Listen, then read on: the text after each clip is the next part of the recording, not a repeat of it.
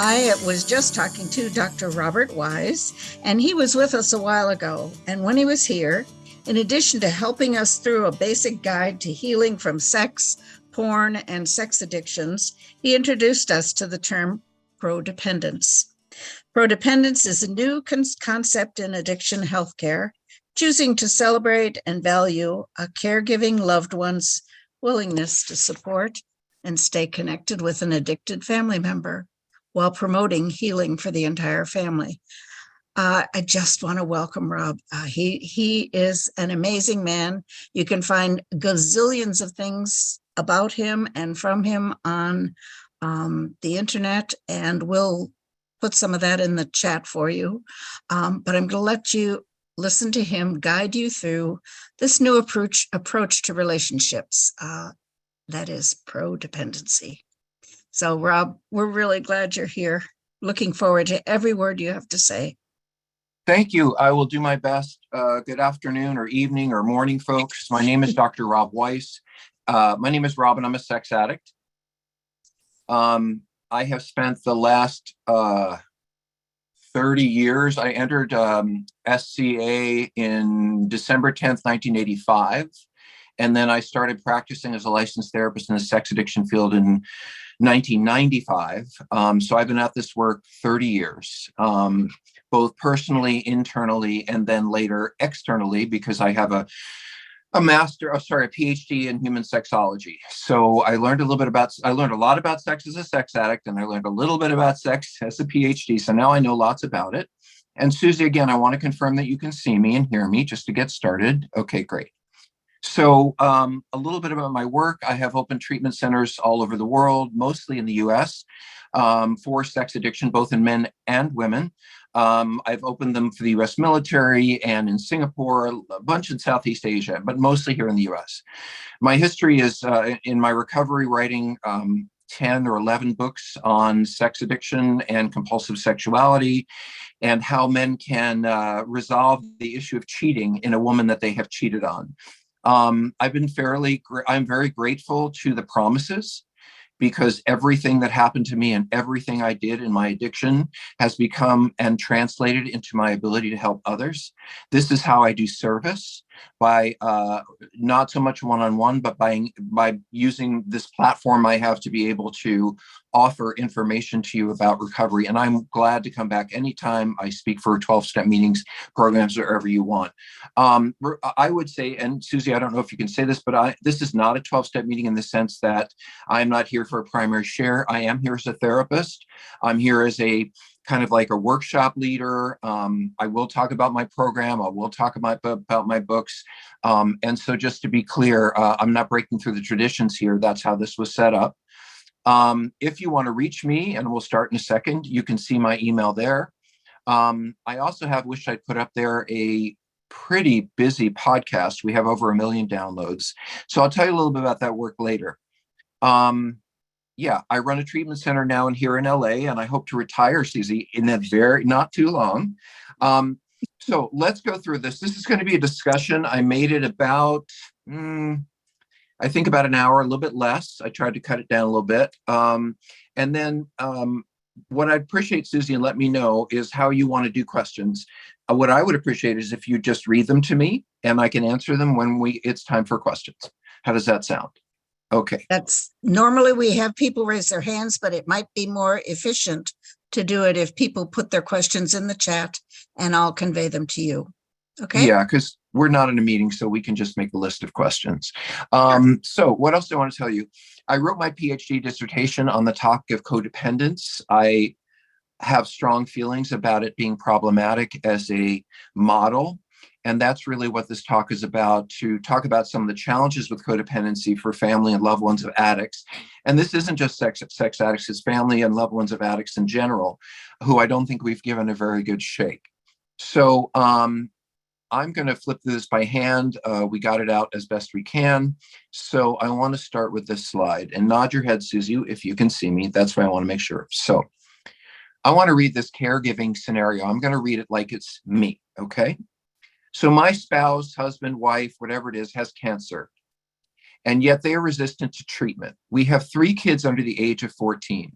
In response to this family crisis, I push aside my own needs and desires. I work 2 jobs. I stop self-care. I stop recreation. I gain weight. I lose sleep. I worry all the time. What's going to happen to my family? We never expected cancer to come along. I'm sick. I'm overwhelmed. I'm irritable. I'm vigilant, and I'm afraid. It's all I can think about. I've read every book on cancer, gone to every group I can find, trying to gather information. In this situation, how do you think my friends, my family members, and my therapist would advise and support me? Do you think they would understand that my family and I have been victimized by the experience of cancer, that we weren't expecting it, that we never imagined it, and yet it was visited on our family? Now, let's look at this scenario. My spouse, male, female, boy, girl, husband, wife of 15 years, is addicted to opioids, and yet they're resistant to treatment.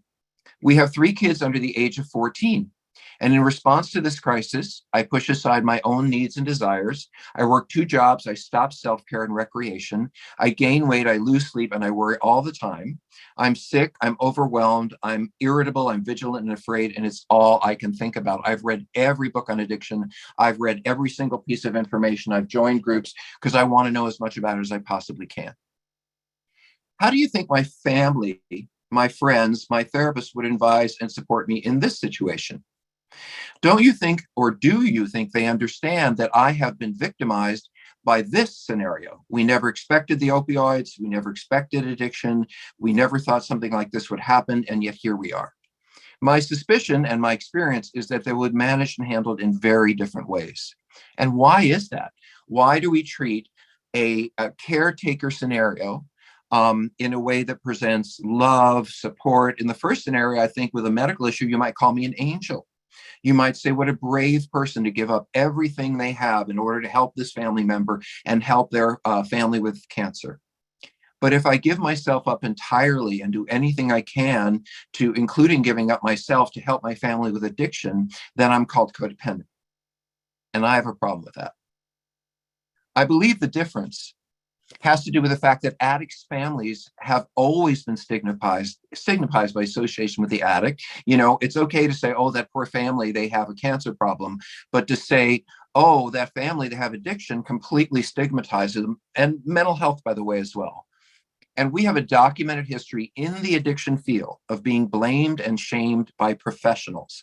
And I said I just did my dissertation on this, so I want to quote you a little bit of what one of our addiction historians, William Weiss, said. And this was about the mid-20th century, 50s, 60s. And he said, the general view of the alcoholic wife depicted in early AA and psychotherapy literature was one of a woman who is neurotic, sexually repressed, dependent, man-hating, domineering, mothering, guilty, masochistic, and or hostile and nagging. The typical therapist view of the wife of an alcoholic at that time generally was, I'd drink too if I was married to her. To me, this defines shaming the victim. And just to say it, I do believe strongly that partners, families, and loved ones of addicts have been victimized by the disease of addiction.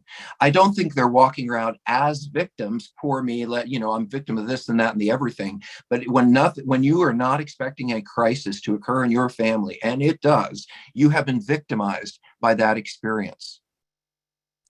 Now, over the past 35 years, we've seen a lot of addiction treatment models for addicts. Trust me, I've been in the field in treatment centers for almost 30 years. And I can tell you that when it comes to acknowledged overarching models for the treatment of family and loved ones and spouses, despite all the work we've done in creating, and I could list them, different methods and ways of looking at treating addicts, we have only one for the families of addicts. And that model is called codependency.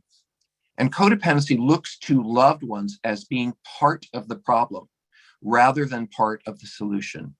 And to me, calling a family member who's been victimized by addiction a part of the problem is also a more sophisticated version of shaming the victim.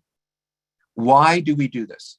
one of the things that I thought a lot about and I would share with you is part of the problem with codependency and the models that we've had before is they basically looked at the idea of addiction as being in part driven and supported by the families and loved ones of addicts. In other words, they are and who they are and the way they are and their family histories are driving the addiction problem forward. I think that was a mistake. I think the way we should be looking at it is that family members and loved ones have been deeply affected by the crisis of someone that they love in addiction. And guess what? When there's a crisis, people act like crazy people. You know, if my child died, if I was hit by a truck or my family member, I would do all kinds of crazy things. And you wouldn't say to me, what's wrong with him that he's acting so crazy? You would say, I completely understand because look at what's happening to his family. In other words, I think the problem is that we have not looked at partners, loved ones, and families of all addicts as being affected by the crisis, and thereby we have judged and blamed and see them as contributing to the problem rather than having been deeply affected by the problem. So here are the big four books on codependency that defined and dominated the field and the concept of codependence in the 1980s. They laid out the underlying concepts of that model, which have pretty much unchanged since these books were published. So you have Claudia Black's It Will Never Happen to Me in 1982. You have in Robin Norwood's, got to remember this one, Women Who Love Too Much in 1985. You have Codependent No More in 1986. And you have a book by Dr. Tim Cermak, I think, which is also in 86. And the reason I mention him is he was a doctor, a physician who worked very, very, very hard to get codependency in the diagnosis journals so that as a therapist, if you tell me your client is depressed, and you're in Ohio and I am in London, I know what depressed is because we have the same scientific criteria. I know that 4 out of 5 things in my book says that this person's depressed. You have the same book. You know that 4 out of 5 things, if you look in your book, means the person's depressed. So we are completely aligned on what depression means if that concept is included in therapy literature. However, codependency has never, ever been included in codependency literature. It has never been researched to the point that it made the level of a diagnosis, ever. There has been no research published or created on the concept of codependency since 1994. So what are we really talking about? A model that has no definition, no proof, and has never been acknowledged by the medical or psychological or addiction community as a formal way of treating people.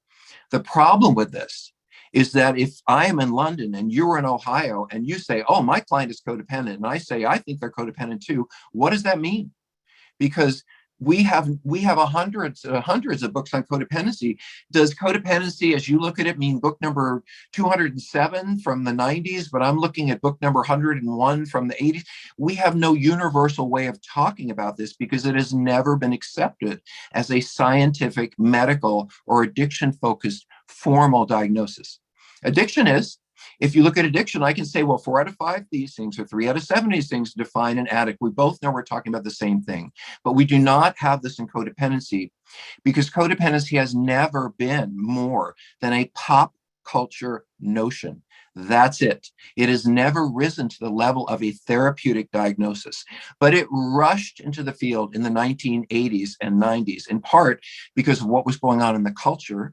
The me generation was looking to be individuals, to separate, to be focused on ourselves rather than move toward community. And all of these books told women in particular, because women read 95% of all self-help books, it told them that their empathy, their compassion, their nurturing, and their focusing on, as a community, the problem at hand was wrong. And they were not going to break through that glass ceiling unless they acted more like men. And this was particularly true at that time because women were very focused on becoming successful in that way. I think of the movie 9 to 5, which is about women pushing dumb men out of the way so that they can succeed in the workplace. These books said, you don't have to do that. Just be more assertive, more individualistic, more aggressive, and meaning basically be more like a man. And while that helped in the business setting, I think it was extremely problematic in the personal setting in terms of our relationships. So Codependent No More sold over 11 million copies and was translated into 16 languages. Women bought 95% of these, as they buy all self-help books at the time, and they continue to do so today. By the way, women who buy my books, because 95% self-books are bought by women, read these books and they throw them at the men that they're involved with. Men, and some men as well, but mostly women. And I don't mean to only talk about heterosexual models. It's simply the most frequent one that I see. Although certainly we have convinced a whole lot of men that they're codependent as well. As of 1990, there were 102 books with some form of the word codependency in the title. As of 2018, when I did my PhD, there were 340 books with some form of the word codependency in the title. Which one is right? As I said, we have no research. It's never been included in our diagnosis manuals. Now, we have had all along a diagnosis, which I'm not going to go into, called pathological dependency, which pretty much met how we look at codependency, but much more seriously, that I am unable to function or get through the day unless I am completely and utterly dependent on you. It is sort of an extreme version of how we look at codependency, but that is in our diagnostic manuals, that is universally accepted, that does have criteria that we can look at, and research validates it. The reason codependency never made it into any of the formal literature is because we already had this diagnosis, which could be used, and so it was turned down. Now, here are book titles number 338, 339, and 340. What has not been said? Loves Me Not, Codependency, Codependency for Dummies, The End of Codependency, Conquering Codependency, Codependency Recovery Guide. We have spent 30 years talking about this, and I bet you, and excuse me if I devalue anyone, but that every one of these books is written by a therapist or by an individual who has had experience of codependence, or what they call codependence, and they're writing about their experience. All the way back to Melody Beatty and Codependent No More and Claudia Black's book. These were women who I respect and I know personally, but in truth, they were writing about having grown up with abusive fathers and then marrying abusive alcoholic men. And while that was true in their experience and many people's experience, that doesn't mean that you can diagnose someone with that. And I think there's a reason why we've written 340 books about this issue, which is we don't have a definition or clarity about exactly what it is, because every book says something else. What bothers me in particular about this is not only how it affects us, it bothers me how it affects, in my world, my students. What am I teaching them about how to help the families and loved ones of addicts? Which version out of the 340 books do I teach them? Because there is no universal in the therapy field, the addiction field, concept, belief, or medical addiction diagnosis of codependency. Again, it is a pop culture notion. So, and this sets my hair on fire, and I don't have any hair. I think part of the problem is that codependency has looked at loved ones as addicts. So us loving partners, those supportive family members, are seen as being addicted to those that we love. But wait a minute, that's how we treat addicts. Do you think what partners and spouses and loved ones of addicts need is to be looked at as addicts? I don't think so. I don't think they are addicts. And if you look back at Lois Wilson and the beginning of the Al-Anon program, it never said that you were addicted to your husband, that you were addicted to your wife. What it said was you were obsessed with their drinking. You were obsessed with their using.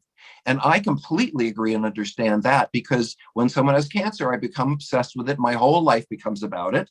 When someone is dying or struggling who I love with addiction, of course, my entire life is going to become about it. But I'm not obsessed with the person I love. I just love them. What I'm obsessed with is the craziness and the addiction that is driving our family or me into the ground.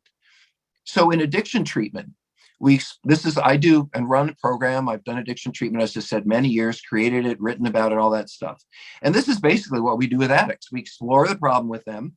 We confront their unbelievable denial and their distortions. We clearly help them understand what they do, how they do it, how it's affected other people, and all that. We provide accountability, much like a 12-step program. Call me, reach out to me, build a group, all that stuff. We confront their acting out, show them the degree of a problem that it is, and then we build support groups for accountability and structure. And then we do it over and over and over again because addicts need repeated lessons about how to recover. I don't think partners need to explore their problem. They know what the problem is. It's the addicted person. I don't think they're in denial. I think they know exactly what's going on in front of them. I think they know what the problem is. I think they're trying as best they can to contain this problem. I don't think they're acting out. I think they're doing the best they can to try to help a loved one survive with addiction. And yes, you guys need support groups and accountability, but I think that's universal for all of us in recovery. So, do partners and spouses and loved ones have a problem? Yes, they're obsessed with the addiction in another person. But that doesn't mean, and I think you'll find that spouses of addicts and family members of addicts don't particularly appreciate being in addiction treatment. They need something completely different. Partners, family members, and loved ones need support. They need guidance. They need nurturing. They need a peaceful solution to the crisis that they've been in. And they certainly don't need someone to come along and say, oh, you're a partner, you're a spouse. Well, I know what's wrong with you. You are a codependent. First of all, I don't know how many of you, and you have different names, secondary school, high school, college. I can only use American definitions. So I don't think any one of us finished high school with a complete knowledge of how to work with addiction and what it means. I don't think many of us finished college with any kind of understanding of how to work with addiction or how to do treatment, because some of us were science majors and math majors, and they didn't teach us much about this. And yet, we expect a family member or a loved one to know exactly what to do and how to do it when they're dealing with a crisis of addiction in a loved one. And if they don't do it in the right way, then we see that it's something wrong with them. What about they did their best? They just didn't know how to fix it. But when they get involved with people like me who are addiction professionals, then we can help guide them to the more effective ways. I will never say that a spouse did it the wrong way, tried to help someone get sober. I will say that they may have not have done it in the most effective way. But how would they have known that? Who would have taught them that? It's people like us, addiction recovery specialists, who come in and say, boy, you love this person. You really want to help this person. Didn't go so well the way you tried to do it. Let's now work together to make it better. So, if there is no codependency, and I do not believe that there is, then why do spouses and family members and loved ones of addicts give up their entire lives to fix and rescue an addict? And to me, there can be no other answer than they love them. I stay with somebody who is an addict, not because of my pathological trauma background. I stay with them because I love them. And I speak to hundreds of couples who deal with sex addiction. I have treated 1,000 men who are sex addicts. And I can tell you that you can look at these partners and say, oh my God, why are they staying with them after what they've done with them? And they did this to them and they did that to them. And they called this love, but then they did that. I know that. I'm so sorry. That's painful and it needs to be healed. But they still look at their partners and family members and loved ones and love them. Just because someone has hurt you, just because someone is consistently hurting you, you may need to set boundaries and move away from them. You may need to stop talking to them. You may need to do whatever you need to do to protect and provide safety for yourself, even if it is or isn't helpful to the addict. But you don't change your behavior in order to influence the addict's behavior. We set a boundary for ourselves. The reason people who've been abused and hurt stay in problematic relationships is because they still love the person that they're in the relationship with. And everything they do to try to make it better, whether it's helpful or not, comes from love. Now, do people act out their past trauma when they're going through a crisis? You bet. If I was in a crisis with my child who was very, very ill, I would probably be crazy. I would give up all my stuff. I would, always set in a medical model. And I would probably reenact some issues of my past trauma. This is what human beings do when we regress, when we're in a crisis. In other words, If a child's grandmother dies and they're 5, maybe they were completely over with bedwetting for a long time. They no longer do that. But what we know in my field is that when a child goes through a crisis, they regress into earlier states of functioning, meaning that that child may start wetting their bed again because of the crisis that they're going through. Adults revert to or regress to previous levels of functioning too when we are in a crisis. So might we show evidence of past trauma or past problematic issues that happened to us? Of course. Is that because our trauma is leading to or driving our desire to be with this person or help them? I don't think so. So I'm going to skip that. We don't have a video for you today. So I wrote a new model. It is 180 degrees the opposite of codependency. What I created was a model based on strength. In other words, if you love someone and you're attached to someone, that is a strength. If you are trying to help and save and rescue them from dying in front of you or losing their family or losing everything they have, and you try to help, and I use this word on purpose, rescue them, I think that is one of the most loving things that anyone can do. What a gift to stand by me in my worst crisis of my life and still see the good in me. And one of the things I say to addicts is that one of the gifts of having spouses and loved ones stay in our lives, one of the reasons they hang on to us is because they still have the hope that we don't have for ourselves. They still see the good in us that we can't see in our own active addiction. They are holding on to the hope for the future. So when the spouse or loved one of an active addict walks into my office, I see them as someone in a profound life crisis that is not of their own making, and one that anyone would have little ability to solve on their own. By definition, they have been victimized and betrayed by the active addict's behavior, who is most often someone with whom they shared a deep and trusting bond. And as all of you know, especially the partners of sex addicts, that our trust is not broken so much by the addictive behavior, not by the sex, but it's the lying, the manipulation, the seduction, the lack of intimacy, the gaslighting that nearly all addicts employ, because what we want to do is keep acting out. So we blame you, we shame you, we undermine you in order to keep doing what we want to do. And that destroys you. Now, I run a treatment center called Seeking Integrity, and I think we do pretty amazing work, and I have done this for a long time. And one of the things that we do in treatment is we ask a spouse or a partner or a loved one to send us a letter saying, what have you been through with this addict? What have you gone through? What have you had to deal with? Talking about the problems. And I read these letters. I've read hundreds of them. And you would think that a spouse of a sex addict would write, you had sex with this person, you had sex with that person, you went to strip clubs, you took all this money from the family, you gave me a disease. You would think, considering that my clients are in treatment for sex addiction and I treat men, that their spouses would be writing letters about how destroyed they've been about the sexual or romantic behavior outside the relationship. That is not true. 80% of what those people write me about, oops, did I lose you? I lost something. Hold on a second. You're okay. Sorry about that. Not sure what happened.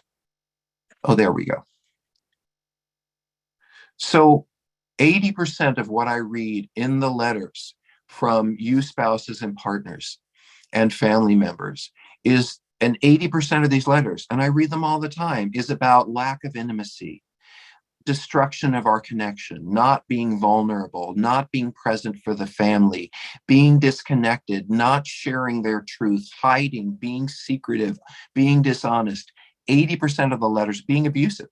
80% of the letters about that, and 20% are about the sexual behavior. So I know what really breaks a spouse or a loved one is not the sexual acting out. That is the tip of the iceberg. What breaks them is the relationship that has fallen apart, or it has never been as strong as it might have been, or they thought it was. So I believe that people who are involved with active addicts are in the middle of a crisis. And that means they need crisis counseling. They don't need analysis. They don't need exploratory treatments. They don't need evaluations of past trauma, because those things feel blaming and intrusive, and they feel, I can't read that word, something else, because Susie's on top of it, and counterintuitive and distracting. No, Susie, you're doing great. So understand that the way I view partners and spouses and family members of addicts as being in a crisis. And when we treat people in a crisis, here are some of the basic rules. We treat them in the here and now, period. We don't look back at the past. We don't look at things that happened to them. We don't give them evolving models like codependency, because those things confuse and overwhelm somebody who is in a crisis. What we say is keep it simple. What crisis intervention work says is help the person find concrete direction toward how to go forward. In other words, how do you get through the night? How do you get through the next day? How are you going to get through the week? What are you going to do to learn support? Our job, in my belief system, with someone who's in a crisis, like the addict or like the partner or spouse of a loved one of an addict, is that they are needing, because like everyone in a crisis, simple things, clear things, not complex things, education, direction, support, hope. Those are the things that spouses and partners need. They don't need to go back and say, oh, well, look at my history and all the problems that I've created in driving the addiction forward. You know, if you want to look at that, wait till the person's been sober a year. Wait till that person is not in the middle of a crisis. And if that person comes back and says, you know, I'd like to look at how my behavior created problems when the addiction was going on, I'm glad to do therapy with them and help them with that. And yes, there are issues there. But someone who's in the crisis of a loved one's active addiction or early recovery, they're not ready to look at themselves. No one in a crisis is ready to look at themselves. And that confuses them and makes them feel, and I think this is the part that I feel most strongly about, is the idea of remorse. You know, when my dog died, I thought, I wish I played with him more. I wish we'd thrown a bone around more. I wish I had let him sleep on my bed a little more often. In other words, I feel remorse when I have a loss, just like all the other issues around grief. When my father died, I thought, I wish we'd had that conversation. I wish we'd worked through some of those things. We have remorse when there is a loss or a crisis in our lives. And what remorse does is it makes us look at ourselves and say, what did I do wrong? That's part of grief. I don't think playing on that emotion by saying, yes, your partner is an addict, so let's look at what you did wrong, is loving or fair. I think it is playing on the remorse that someone is already feeling. And that, I think, is a form of hurting them in ways that is unnecessary. I can redirect how you help the addict in your life without your having to look at your whole history and how you have a part in it. And I can help you just figure it out.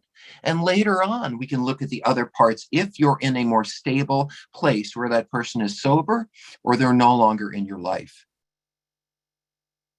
So the way I wrote about this, and the current book, I rewrote it because they let me, is a book called Prodependence, The Myth of Codependency, because I do believe that from a therapy perspective, that codependency is a myth. We have no science behind it. It is not an accepted diagnosis.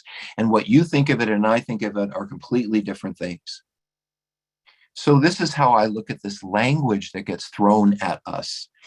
Codependence says we are enmeshed. I say under prodependence, we are deeply involved. Codependence says you're externally focused. You're focused on that other person. I would say prodependence, you are focused on the problem, which is that person, that situation, what's going on in your life. Codependence says you're enabling. I would say you're being as supportive as you can. Codependence says you're just coming from fear. I would say, you bet. If you're living with an active addict, you better be concerned about what the next day is going to bring. Prodependence says we don't have healthy boundaries as family members. I would say we will do anything to care for a loved one. If you are sick physically, I will lay down my life if you're my family member, my son, my daughter, my husband, my wife, to help you survive, what is wrong with me being willing to lay down my life to help you live through an addiction? What is the difference?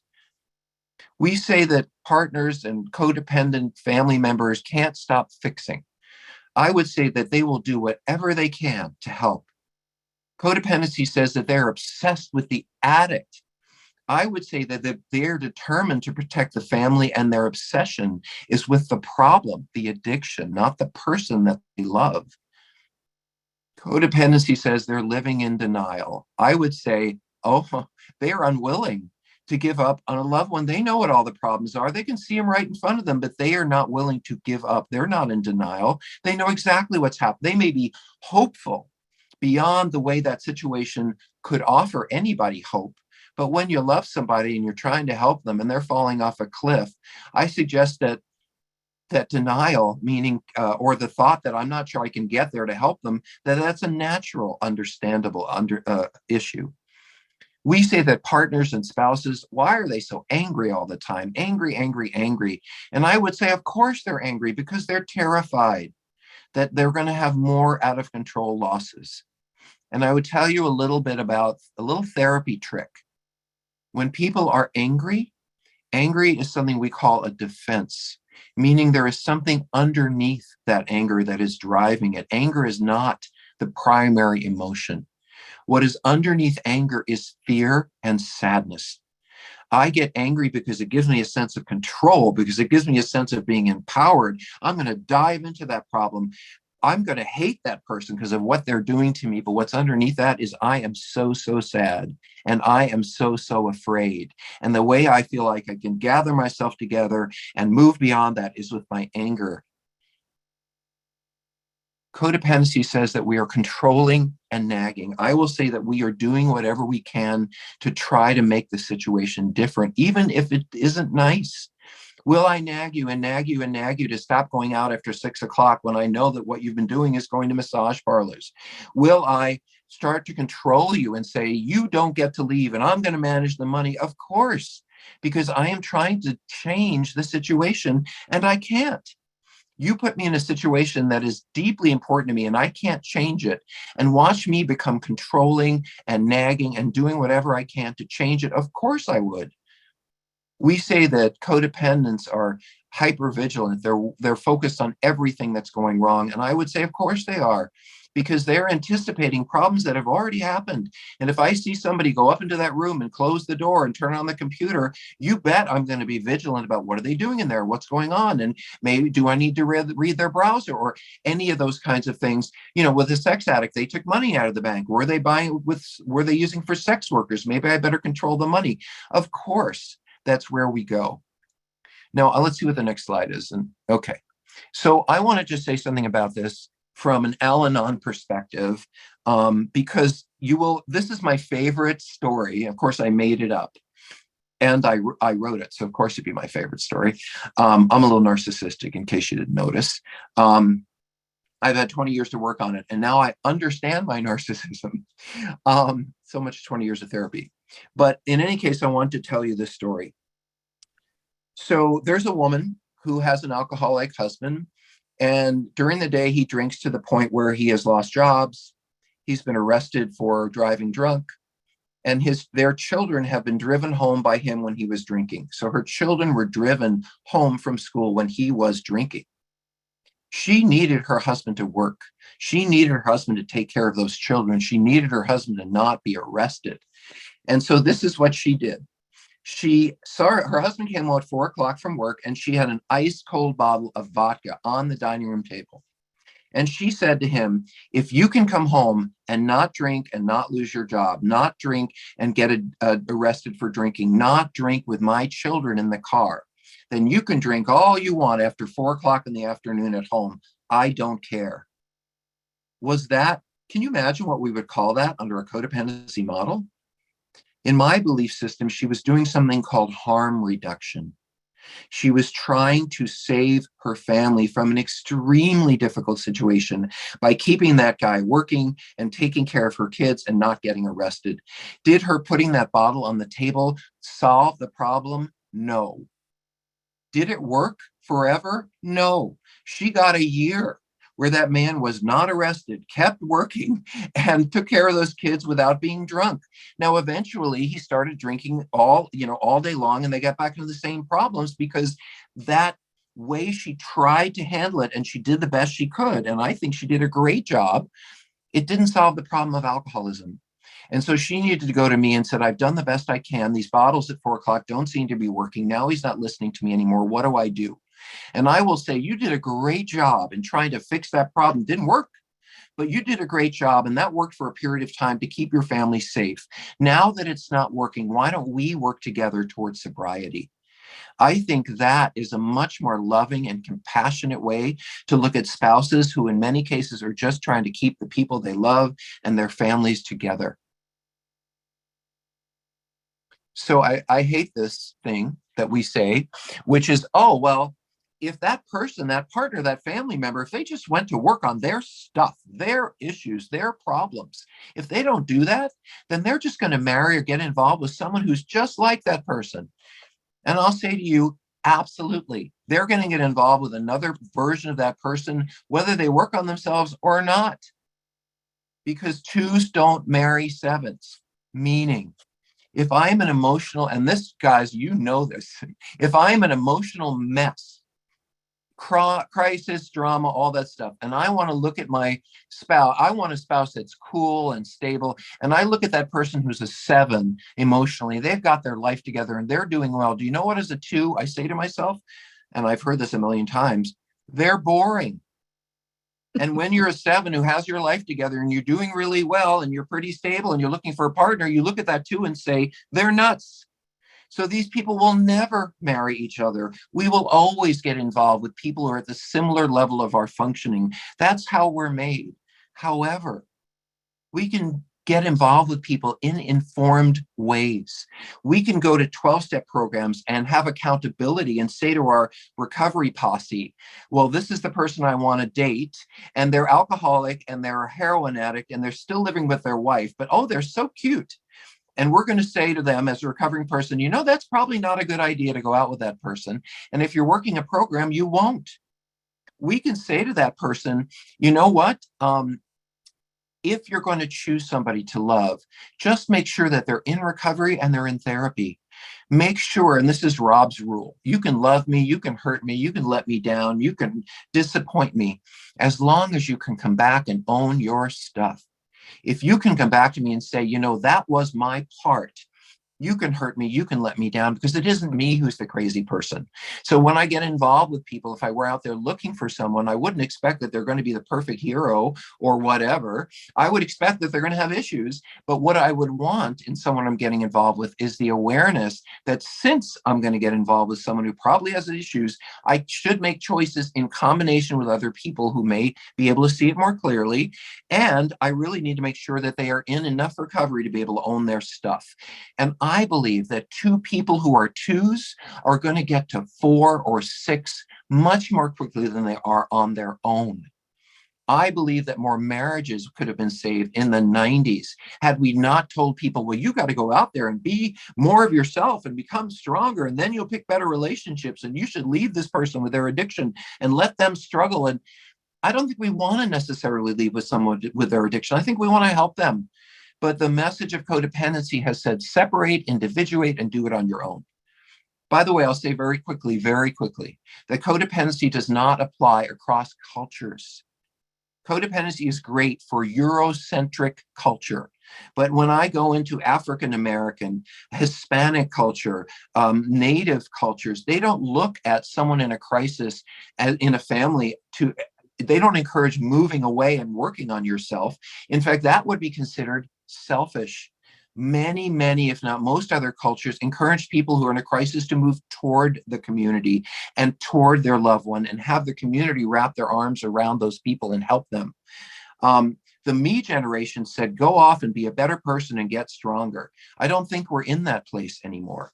I think we're in a place that connection matters, attachment is what is important, and we don't blame people for holding on to the love they have. We celebrate them, and we see that as a strength. So, a few questions about the model. Should people put up with violence or abuse? No. I'm not saying that you have to stay with a person, that just because you love them, you should let them yourself being abused. None of that. I say you set boundaries, and we set boundaries not for anyone else. We set them for ourselves. And then if there's one that's crossed that is unacceptable, we get ourselves out of there. We still love them, but we don't need to be around them. What about 12-step programs? I'm a huge Al-Anon fan, and I'm not a codependency or Coda fan for obvious reasons. I do think that Al-Anon got somewhat co-opted by seeing, it took a note from Codependency and said, oh, these people are addicted to the addict and they're part of the problem. I don't think Al-Anon is entirely about that. I think it's about partners and family members gaining their own strength. And I would send someone to Al-Anon without question, but first, I would make sure that they have a sense within themselves that the addiction is not my fault. And I want every partner who's here and family member and loved one to hear from me that there is nothing that can you tell I'm passionate about this? There is nothing that anyone can do to make somebody else drink. There is nothing that I can do to make someone sexually act out. And any of you partners and spouses who are blaming yourself, take it off the table. Because I can make someone miserable. I can nag them. I can gain 300 pounds. I can never have sex with them. I can say nasty things to them. I can make them miserable. And they can go out, they can get a divorce. They can go play golf. They can spend more time with friends. They can encourage us to go to marital counseling. The choice to go use or drink or act out because I'm in an unhappy family or partner relationship is the addict's choice and the addict's choice alone. I can do a lot of things with my unhappiness with you other than go drink, use, or sexually act out. That is my choice. And that is my biggest issue with codependency is how dare we go to partners and family members and say, well, if you just did it differently, maybe they would drink less, or maybe they wouldn't drink or get to recovery faster. It's not our fault. We didn't create the problem and we can't fix the problem. The problem is the addict's problem. We can take care of ourselves and acknowledge that it's okay to love them and love them in healthier ways, but don't blame us for the love that we give. So a few resources from me, and then I'm going to take questions. Some of the many books that I've written, Going Across, Cruise Control, which is the only book for gay men who are sex addicts. I wrote it because I am a gay man and the cultures are very different. Sex Addiction 101 is about sex addiction. Out of the Doghouse is a book for men to understand how to fix cheating in a woman that they have loved. No man I've ever met knows how to fix the problem of cheating in a woman they love. None of them. Prodependence is the book about this, and there's also a version for therapists. So I wrote 2 of them. Tammy and I, who's my kind of coworker friend, we do the podcast Overcoming Betrayal and Addiction. Sex, Love, and Addiction has over 1 million downloads. That is my current podcast. If you're interested in understanding sex addiction from a variety of perspectives and other professionals, I encourage you to listen to Sex, Love, and Addiction. And you can also find me on Psychology Today.